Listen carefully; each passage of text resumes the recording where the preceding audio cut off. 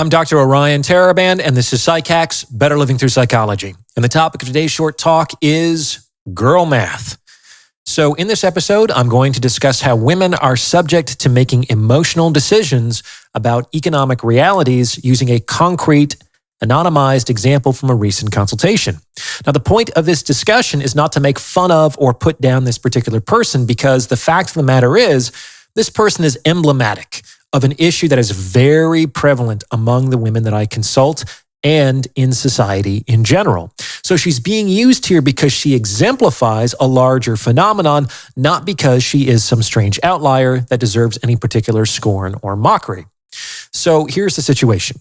A few months ago, I did a consultation with a 35-year-old woman who told me that she wanted to get married and have children as quickly as possible.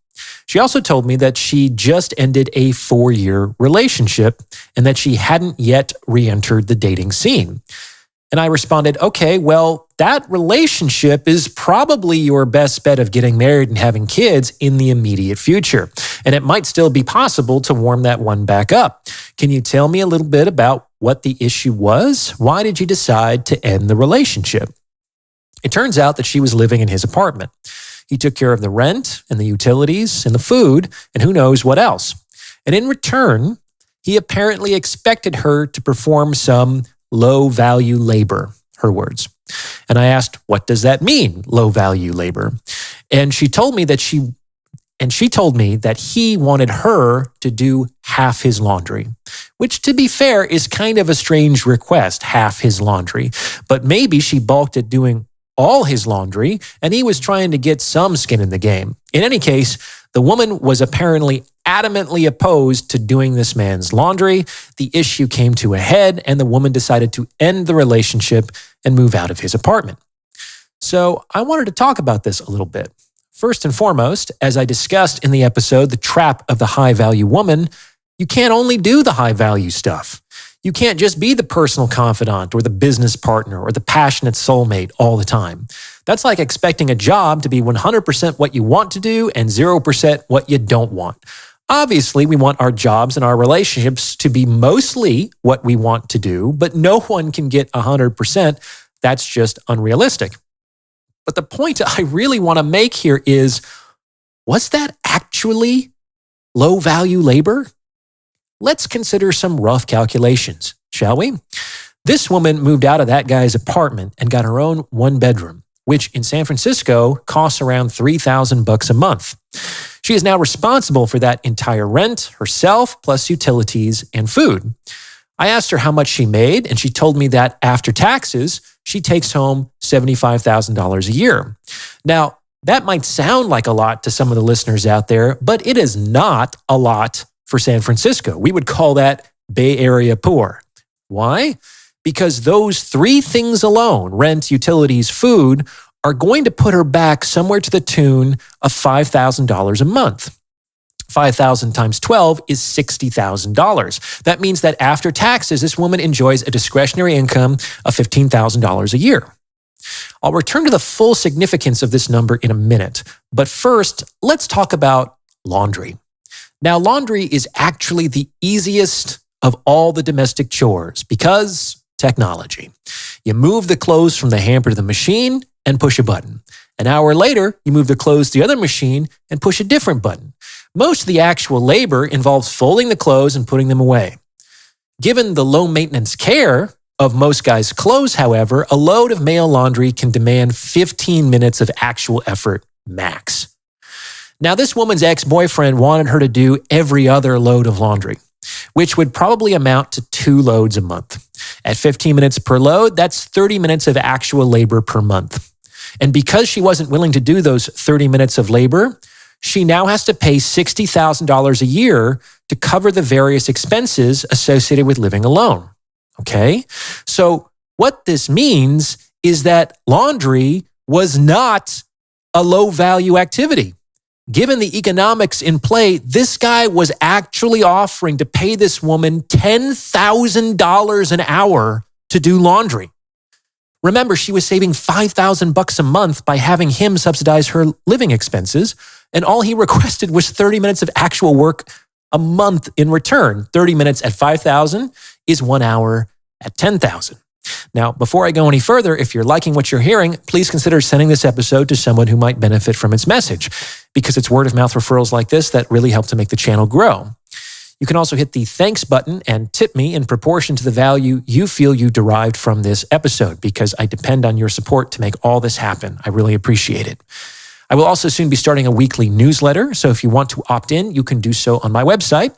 Finally, if you're thinking of going to grad school, you need to check out my top-rated GRE study program at stellargre.com. Okay? Let's get back to it. So I'm not sure if this woman really thought this through. I tried to explain to her that if you're being paid $10,000 an hour to do laundry, you cannot possibly consider laundry to be a low-value activity. If that's all that you did, you would earn your entire take-home annual salary in less than a business day. However, she seemed committed to the idea that she should be able to find a man who would provide as much or more and expect less in return. And this segues into the second point I want to make. Let's take a look at this woman's situation more generally. She's working a job with a take-home pay of $75,000 a year. It's not really an important job. It's not a job that anybody would miss if it disappeared from existence today. And by her own admission, it's not a job that gives her deep meaning or abiding satisfaction. However, she told me that she wouldn't give it up to be a housewife. So I said, okay, let's do a little more math.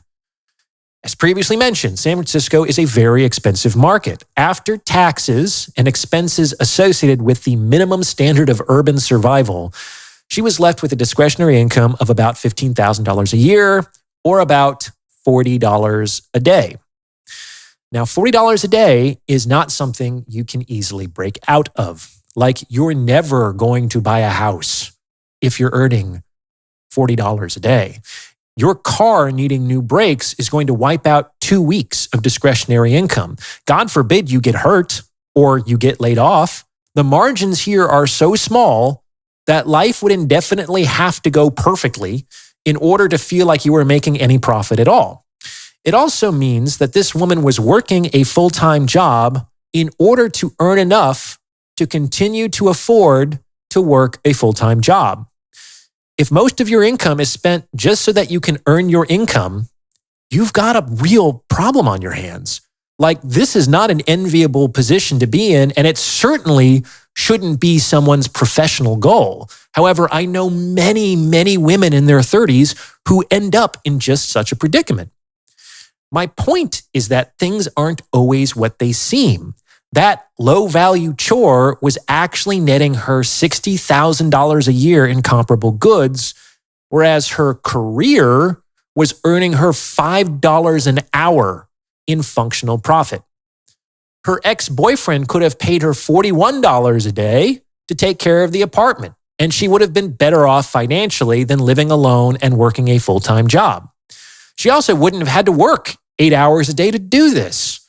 So she would have had far more time on her hands to go to the gym or catch up with her friends or volunteer at the animal shelter or start her own business or any of the 10,000 things that people would rather be doing than working a fucking job.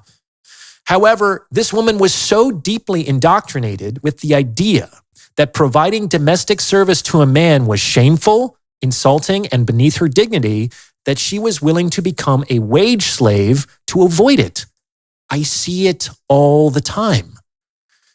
Women need to take a good, hard look at the economic consequences of their decisions.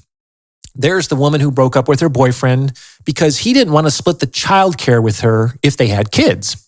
She didn't think that was fair. So she went off and got pregnant by herself.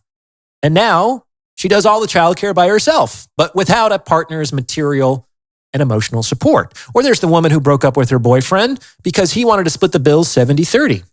That wasn't good enough for her. So now instead of paying 30%, she pays 100%. Or there's the woman that broke up with a loving long-term boyfriend because he wouldn't be sexually exclusive. She thought that she should be enough for him. And now she's back in the dating market where none of the men are sexually exclusive to her and none of them are emotionally invested in her either. Do you understand? Ladies, don't cut off your nose to spite your face. Think things through because most of you are in a position to get what you want as long as you don't fuck things up. What do you think? Does this fit with your own experience? Let me know in the comments below. And if you've gotten this far, you might as well like this episode and subscribe to this channel. You may also consider becoming a channel member with perks like the priority review of comments or booking a paid consultation. As always, thank you for listening.